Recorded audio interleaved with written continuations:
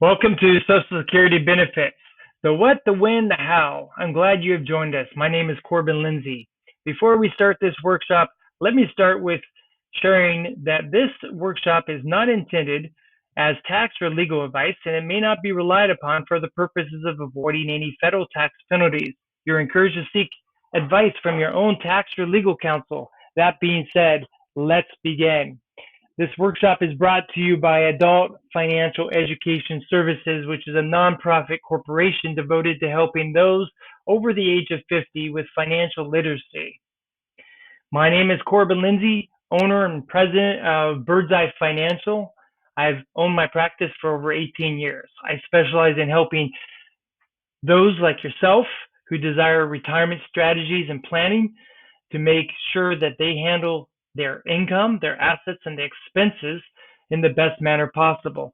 In addition, I address tax strategies and inflation, long-term care, and what happens in the loss of a spouse.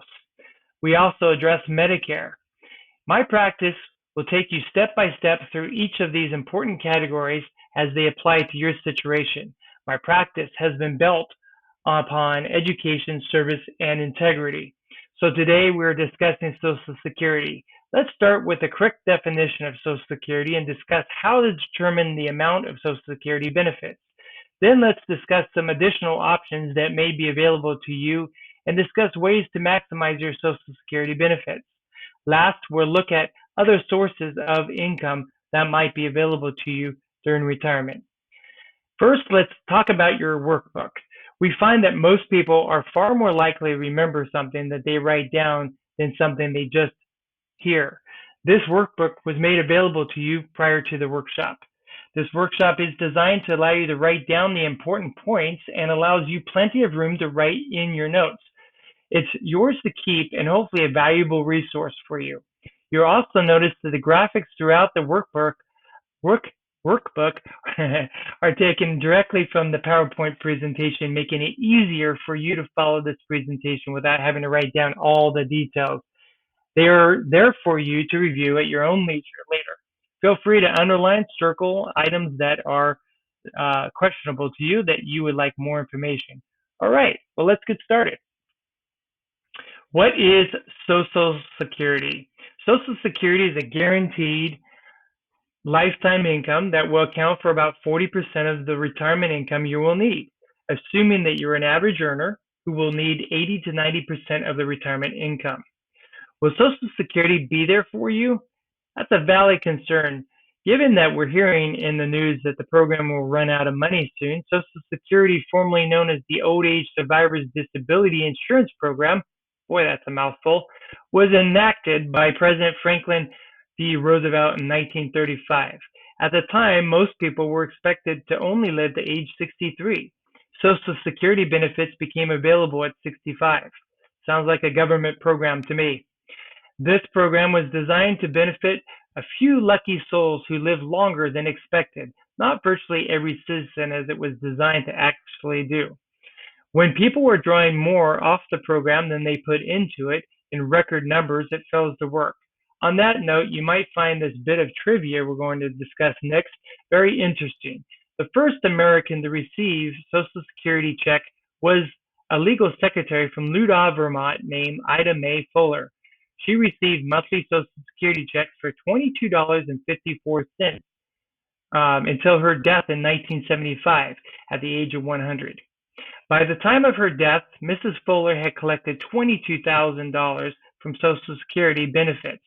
She had worked only 3 years and had contributed only $24.75 to the program. So you can see that this program was flawed from the very beginning.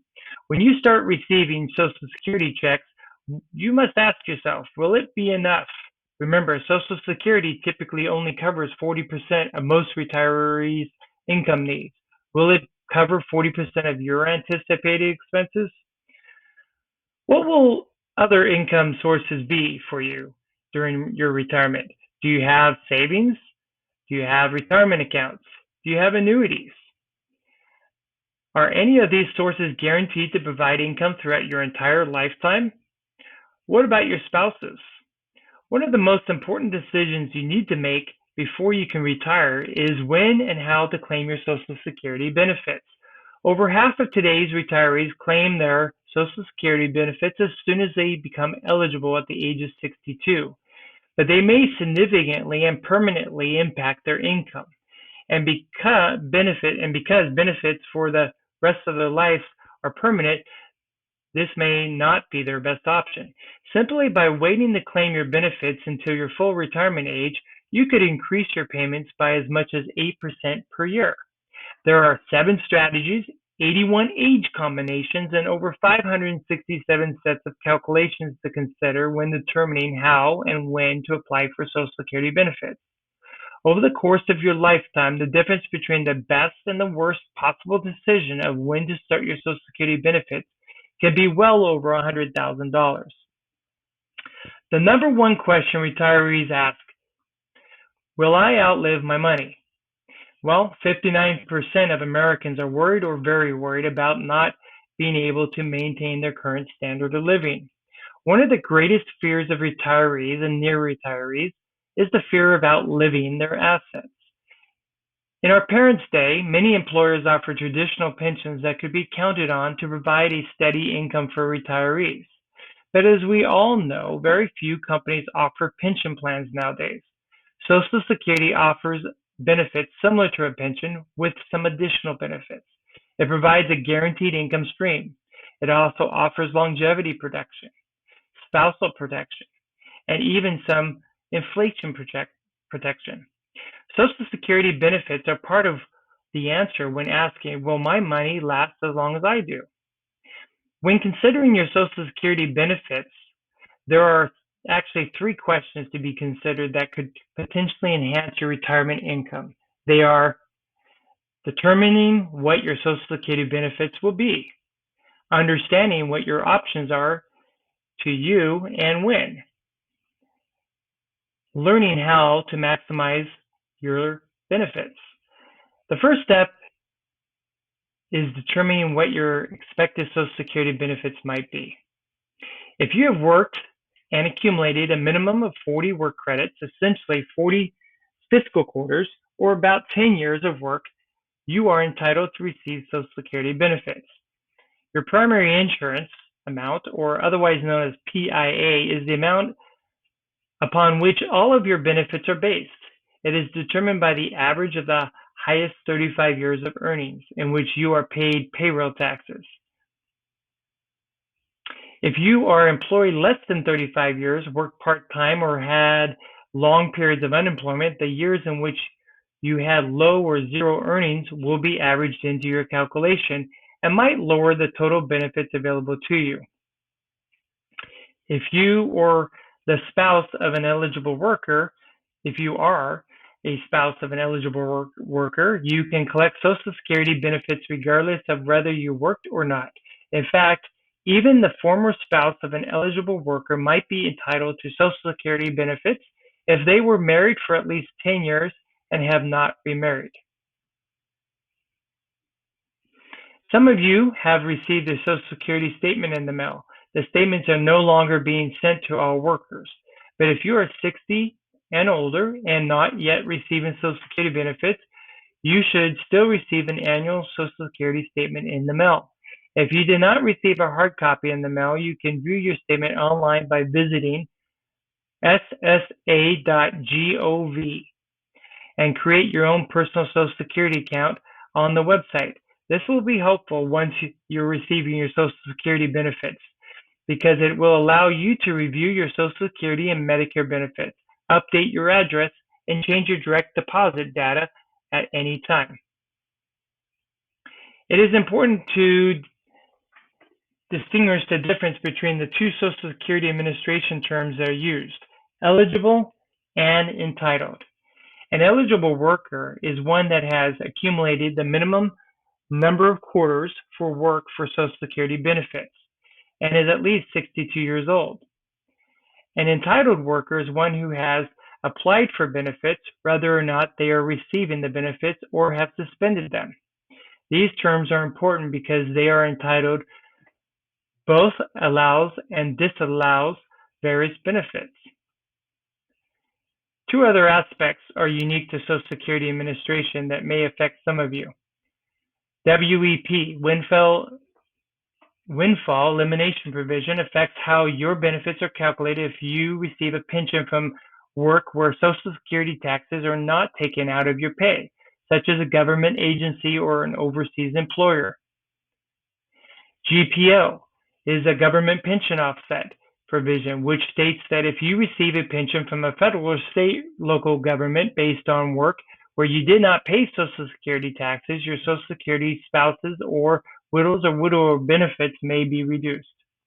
Okay, so now you have your Social Security statement and you know what your expected benefits will be at the age you desire to retire. Now what? There are several aspects of Social Security that you should understand in making a decision as to how and when to claim your benefits. Let's talk about two that are relevant to everyone.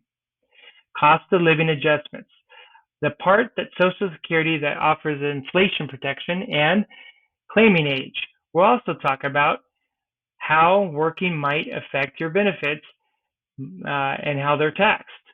Spousal benefits and some of the more common claiming strategies. Every year, the IRS calculates the cost of living adjustment, or otherwise known as COLA, based on the increase in the Consumer Price Index from the third quarter 3 years ago through the third quarter of the prior year. Some years, the increase is higher than others. Some years, there is not an increase at all. Historically, it has averaged to be about 4% each year. For the past 5 years, it has averaged out as only 1.1%. COLA, in effect, provides inflation protection by helping to maintain the purchasing power of the price of your retirement income, like milk, eggs, gas, and so forth. But it is a variable amount. One of the most critical decisions to make, the one you may have the most control over, is your claiming age. The earliest age in which one is eligible for benefits is 62. Full retirement age is 66, 67, well, it depends upon the year of your birth, and the latest age is 70. These ages are important because they affect how much of your entitled benefit you will receive and when. Claiming benefits at age 62 would allow you to receive your benefits earlier, but will permanently reduce your lifetime benefits by 25 to 30%, depending on the year you were born. You may be subject to a reduction penalty. If you are employed, we'll talk more about this later. If you choose to wait until your full retirement age of either 66 or 67, you would receive 100% of your PIA, primary insurance amount, and would not be penalized if you work. This would mean you would not receive benefits between age 62 and 65. And FRA, it is important to note that the maximum Social Security benefits available to a worker retiring at full retirement age in 2016 was $2,639. That was down from 2015, which was $2,663 per month. If, however, you choose to wait to file until after your FRA, full retirement age, your monthly benefit would increase by 8% per year until at least the age that you can claim benefits at age 70. Your monthly benefit would be about 132% of your PIA amount. It is important to note that though there is no advantage to waiting to claim benefits past age 70, the annual increase in your monthly benefit does not continue to grow after age 70. And again, there is no penalty if you work. You would not receive benefits age 62 to 70. The Social Security Administration has a few terms and rules unique to the process that you should be aware of. On November the 2nd, 2015, the President signed into law a few changes that would affect how you can claim going forward. This was President Obama. These changes will affect some of these terms. Deemed filing requires that a claimant filing for any benefit before the FRA must file all benefits available to them at the time. For instance, if the claimant is filing for their own benefits and is eligible for spousal benefits, they must claim spousal benefits when they become eligible. Restricted application, on the other hand, is available to workers who have reached FRA and allows them to restrict their application to just one of the benefits they are eligible for. A spouse might file for spousal benefits but elect to delay collecting benefits on their own work history, this allowing them to grow. This option will no longer be available to those who turn 62 after December 31st, 2015. Applicants must turn 62 before that day to be eligible to draw benefits based on their spouse's income while their spouse is not currently receiving benefits. Voluntary suspension is another option available to claimants who have reached FRA. In this case, a claimant might file for benefits but simultaneously suspend the payments. These suspended benefits would continue to grow to age 70, but the claimant's spouse would now be able to file for spousal benefits. We'll talk more about how these strategies might help you maximize your Social Security benefits later in this presentation. When should you start taking your benefits? It depends. The premise of waiting until your full retirement age makes sense if you expect to live a long life. In essence, if you drew 132% of your benefit at age 70 and lived to age 79, you would receive the same amount of money as you would had you claimed 100% of your benefit at your full retirement age. If you live to be older than 80, you come out ahead and each and every year for the rest of your life. If you have a family history of longevity, are in good health, and have access to the modern medicine making it possible for more and more people to live longer, healthier lives, this might be the strategy to consider. There are, however, compelling reasons not to wait. If you are not in good health or your life expectancy is less than most people, then by all means start taking your benefit as soon as it is available to you at the age of 62 or at your FRA. Financial needs is another compelling reason. If you need additional funds to support yourself, then you are probably better off taking early retirement at age 62 rather than struggle financially for an additional 4 years. It is critical to determine the break-even point to determine at what age waiting to take a higher benefit will equal your lifetime benefits should you take a lower benefit at an earlier age. This will help you determine the likelihood of your ability to maximize your lifetime benefit. Another key consideration is whether or not to continue working after you have elected to receive your benefit.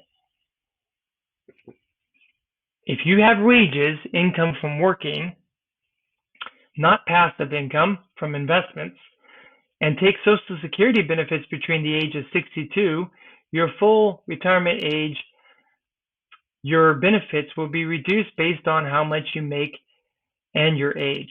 Other income, like government benefits, investment earnings, interest, pensions, annuities, and capital gains do not count. However, your contribution, a pension or a retirement plan, it is included in your gross wages would count. There is no reduction or benefits if you continue to work after your full retirement age. If you do have benefits withheld, your benefit at full retirement age will be adjusted to compensate for the reduction.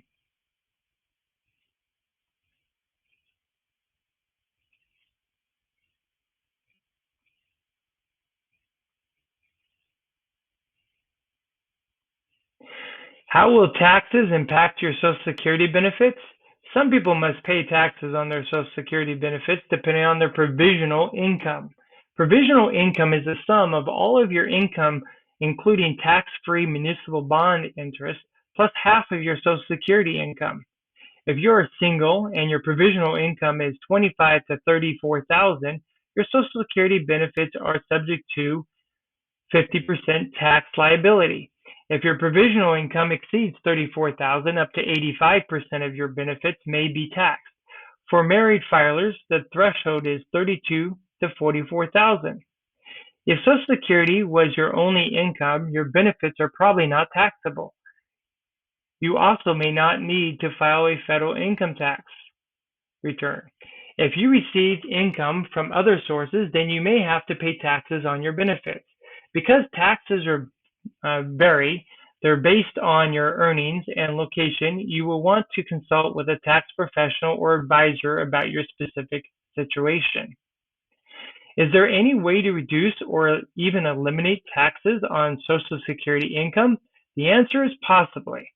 If you are able to reduce your provisional income below the threshold that affects your taxability of your Social Security benefit. This assumes that you have some flexibility in your retirement income and may not need all of the income you receive annually. You can postpone receiving your Social Security benefits either by waiting to file or by suspending your claim for later years in which your other incomes are lower. Or you can reduce your other sources of income calculated in the provisional income. These include wages if you are still working, as well as non-wage sources of income that include distributions from 401ks and IRAs, interest, dividend income, capital gains, pension payments, inheritance, and so on. Even interest earned on tax-free municipal bonds is included in your provisional income. If you are able to, you might retire from or reduce your hours at work. If your vocation is important to you, but you do not need the income, perhaps there is a volunteer opportunity that will provide you with the same experience. You might consider offsetting income with a tax-deductible contribution to a qualified retirement account if you are eligible. Reallocating some of your appropriate non-wage income sources to an account that is not included in provisional income calculations would shelter those assets from inclusion. We've just looked at the effects of claiming benefits at the different ages working after claiming your benefits and your potential tax liability. Now let's look at some of the strategies that can help shape your Social Security puzzle. Social Security puzzle piece to fit your retirement income plan as completely as possible. With the passage of the Bipartisan Budget Act of 2015, some of these options have changed and are being phased out over time. These include the Spousal Benefit strategy that has changed in 2015 and still offers some benefit, but the changes that were made really affect those who were age 62 before January 1st, 2016. The File and Suspend strategy was the focal point of the changes made last year. Not last year, but back in 2015. This strategy was thought to be just for the wealthy. However, most who knew about it used it very effectively, and most were not wealthy. They were just regular folks who planned their retirement and found a way to add thousands to their retirement income. The strategy is still available for couples that meet the certain age requirements and one spouse has already filed for benefits. The do-over or reset option, and the start, stop, start again option. Let's look at how married couples who coordinate their benefits may be able to get more from them. If you are married, age 62 or older, and are both eligible to collect Social Security benefits, it's important to assess your age and benefits together. A lower earning spouse may be eligible for up to 50% of the higher earning spouse's benefit. Understanding your options can help you maximize your household Social Security benefits. There are 3 options to consider.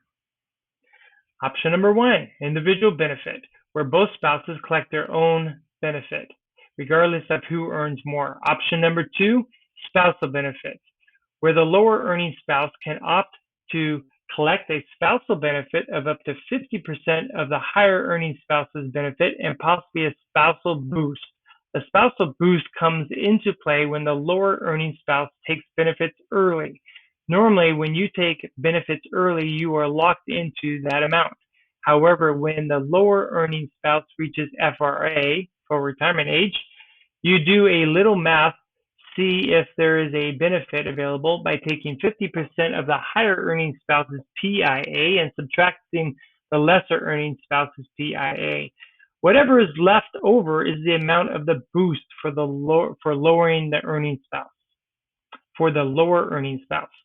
Remember, SSA will not call you to tell you about these benefits. You must do that on your own or contact us for help. Option number 3, survivor benefit, where a widowed spouse can collect a survivor benefit up to 100% of their deceased spouse's benefit. This benefit is one of the most important and should play a part in the decisions you make on whatever claiming strategy you choose.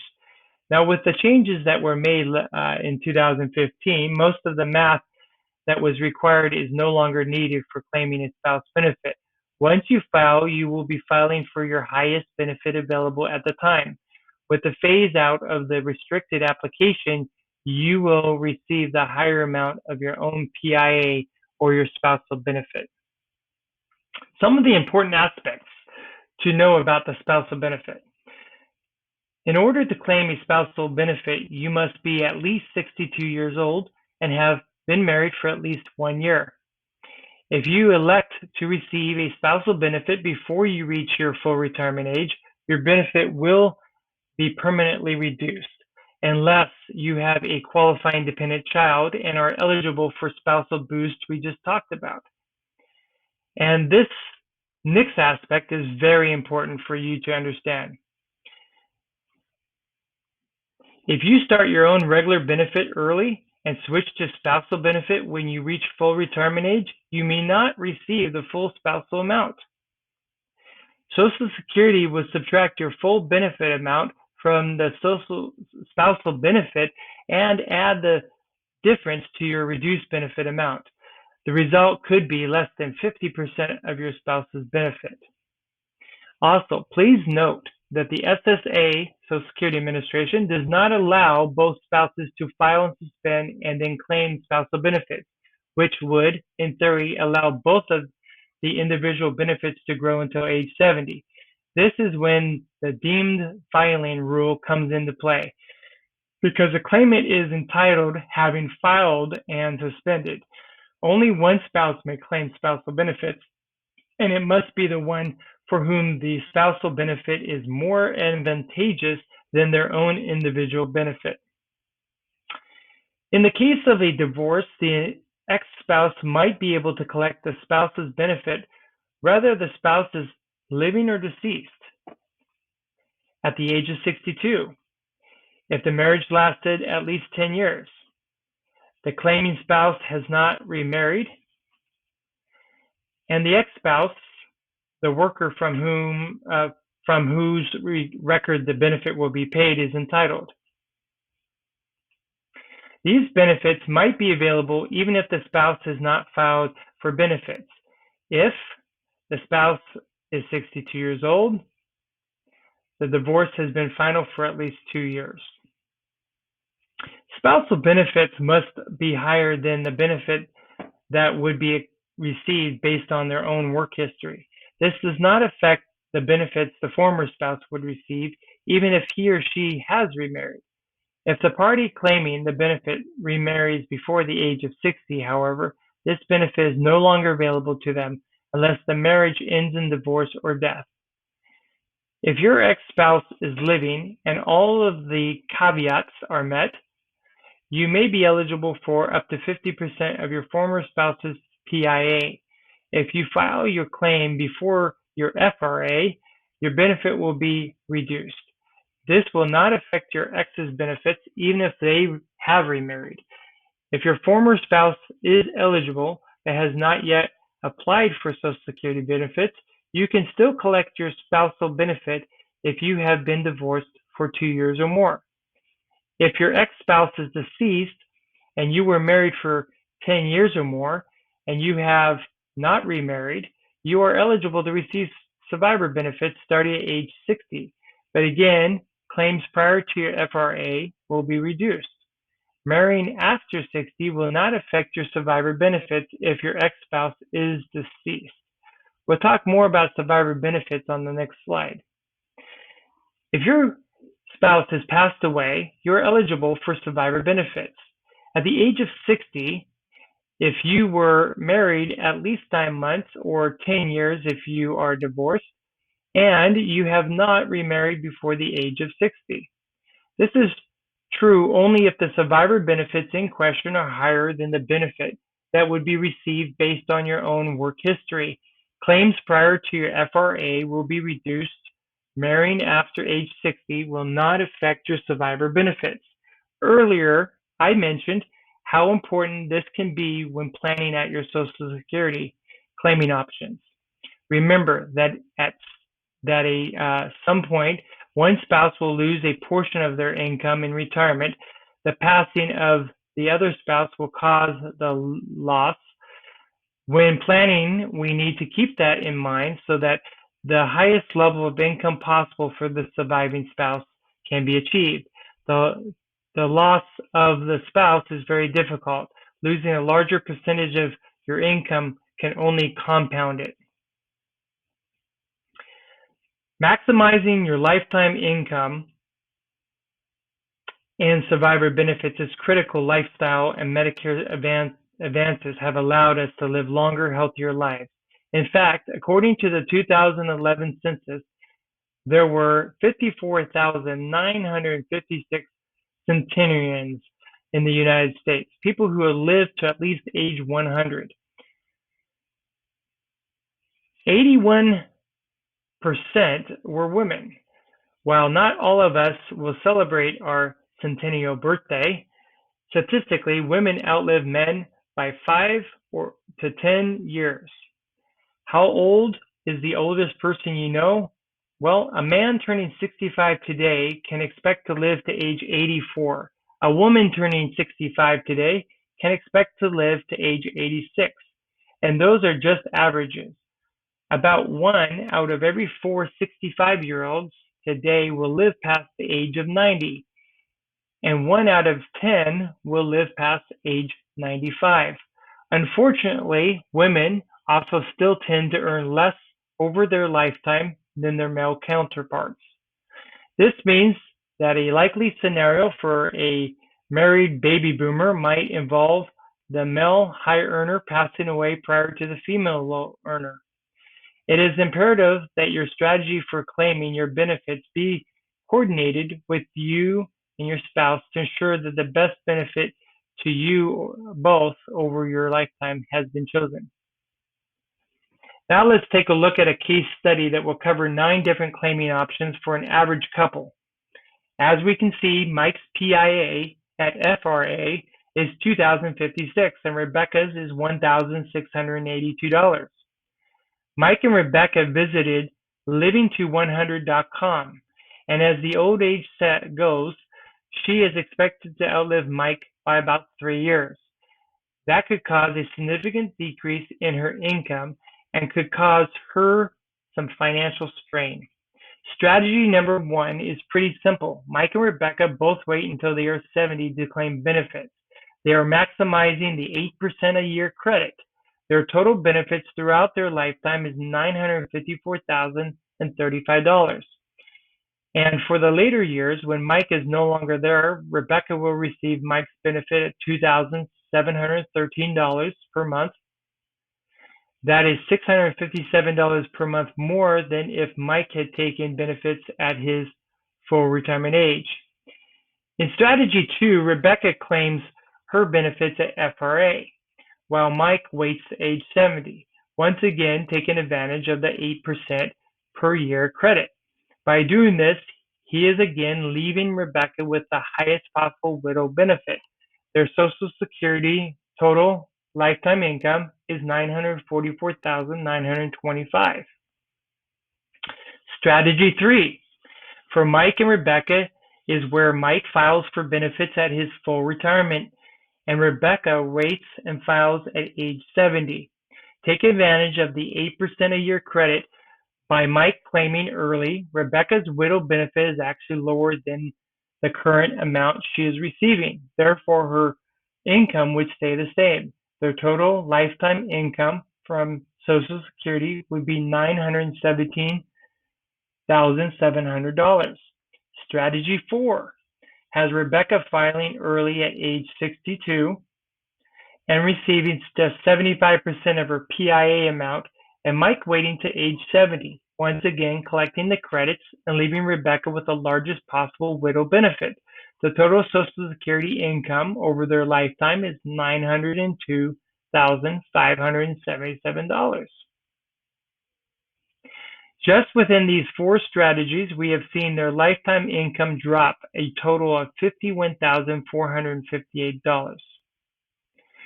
In strategy 5, Mike and Rebecca both file for benefits at FRA, and in this scenario, Mike leaves Rebecca with widow benefits of $2,056, adding $374 more to her benefit. That is an increase, but it's still $657 less than if Mike waited and collected at age 70 with the additional credits added. Strategy 6 has Mike taking benefits at age 62 and 1 month. By claiming this early, he is receiving a 47-month reduction in his PIA.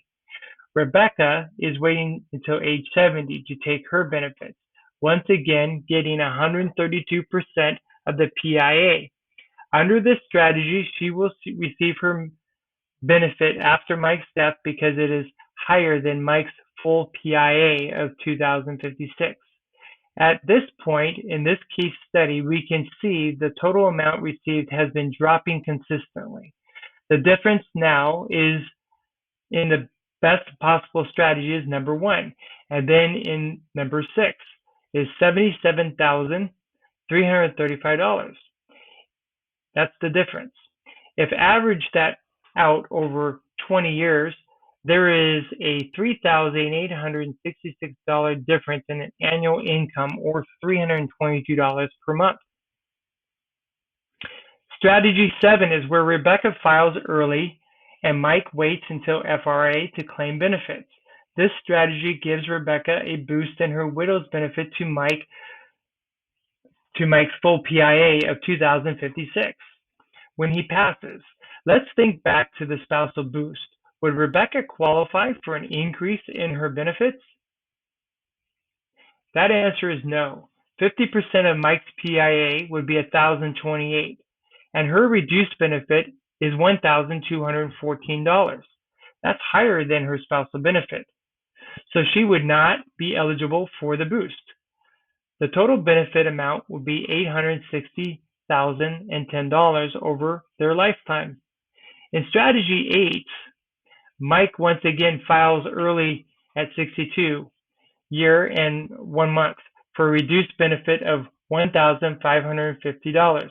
Rebecca files at FRA and receives $1,682. Once again, Rebecca's benefit is higher than Mike's. Therefore, she would not see an increase in her benefit after his passing.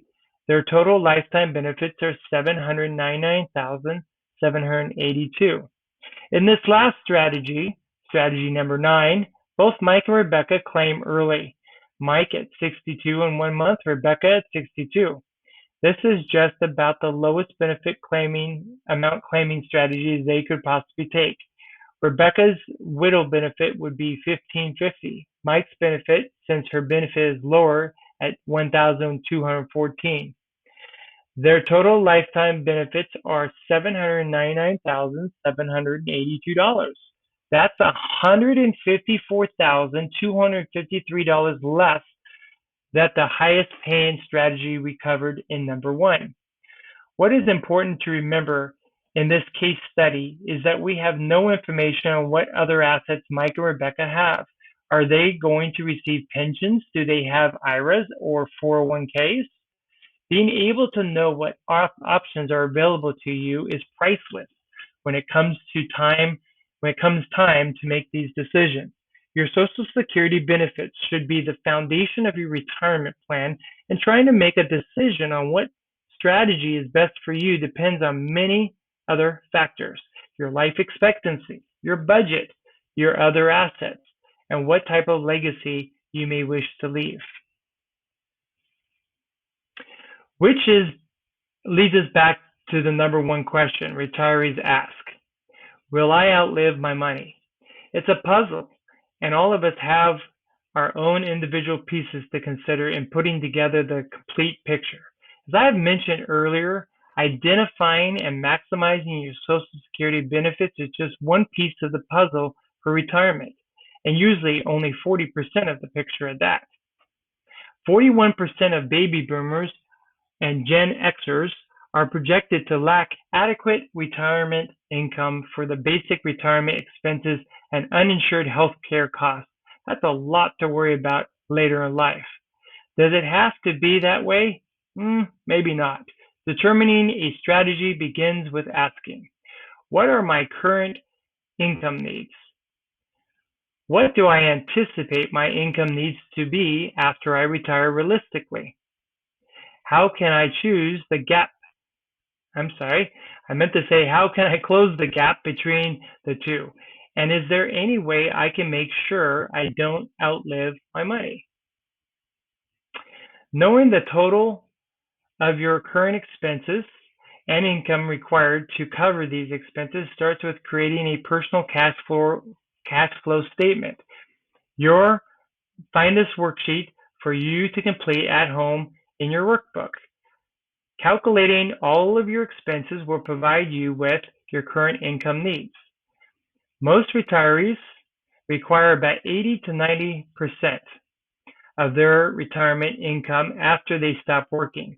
Your Social Security benefits will provide some of this income as well.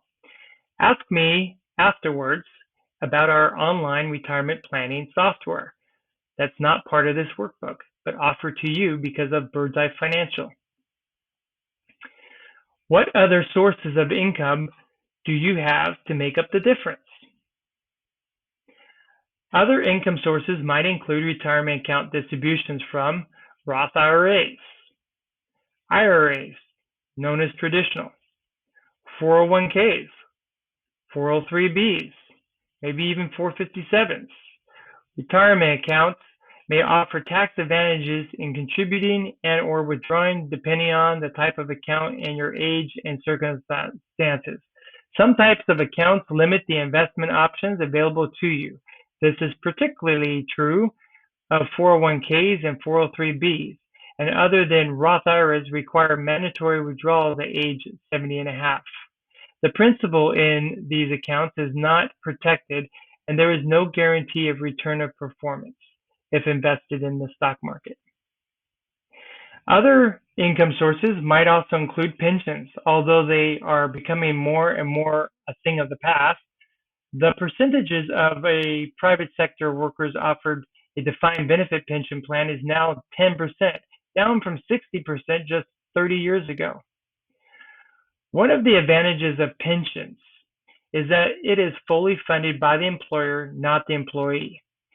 They are simple and require nothing on the part of the employee. The employee knows exactly what the benefits will be when they retire. Defined benefit pensions, or DBPs, have the disadvantage of limiting the employee to only one plan, and the employee has no say in how the money is invested. Many do not adjust future payouts to keep pace with inflation. Distributions are also fully taxable. Many people look to their investments to provide income in their retirement.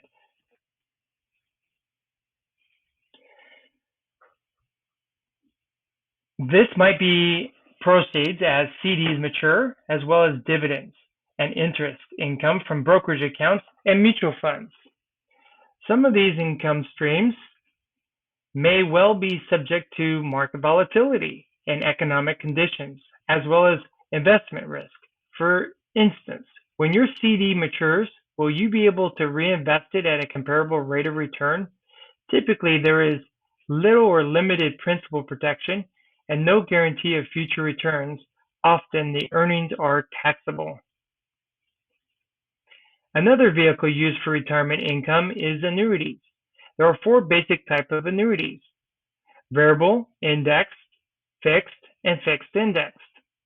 Some features of the annuities include protection from lower interest rates, tax deferral on earnings, no mandatory distributions, and guaranteed income for life.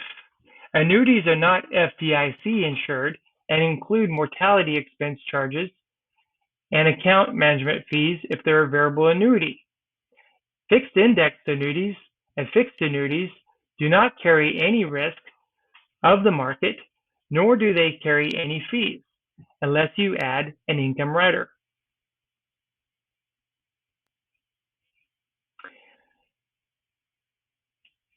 Any accumulated cash values within a life insurance policy can be taken generally as income-free loans and withdrawals, as long as the policy is not a modified endowment contract. Withdrawals are income tax-free up to the cost basis. There are no penalties for early access, and there is no required minimum distributions, unlike the RMDs. Any and all of these financial instruments can be used to create the retirement income you need. Structuring reoccurring monthly income sources to cover as much of your monthly necessities as possible will help ensure that your retirement is worry-free and enjoyable. The key to success is careful planning, and there are actions you can take right now that will help you ensure you maximize your Social Security benefits and find your own retirement income effectively. Planning is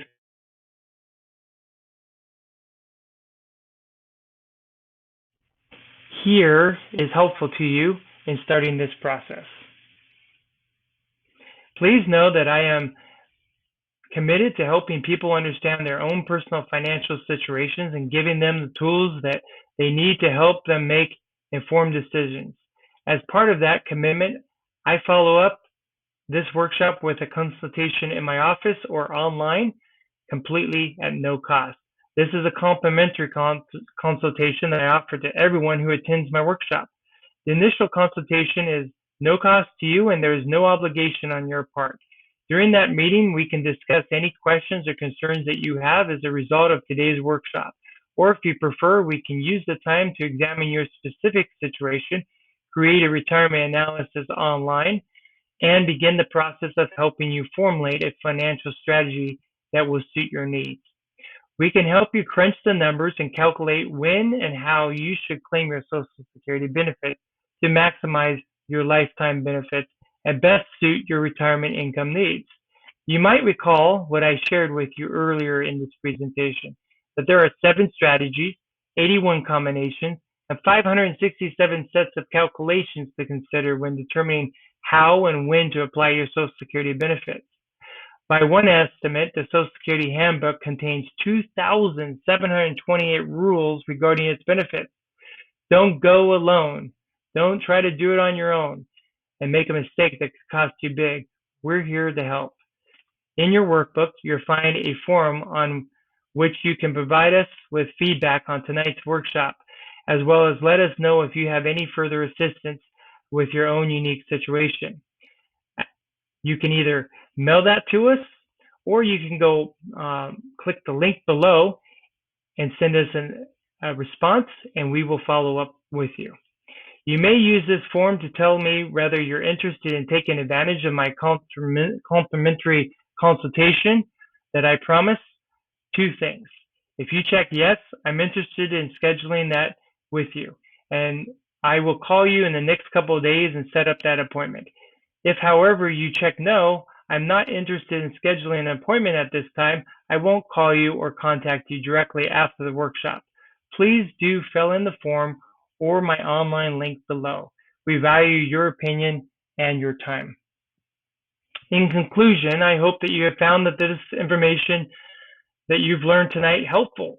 Please note that all the comments in this presentation regarding Social Security benefits are general in nature and for informational purposes only.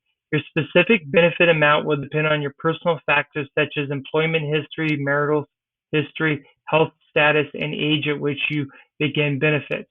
You should discuss your benefit options with a representative of the Social Security Administration before making any final decisions. You should discuss the matters of benefit taxation with your tax advisor.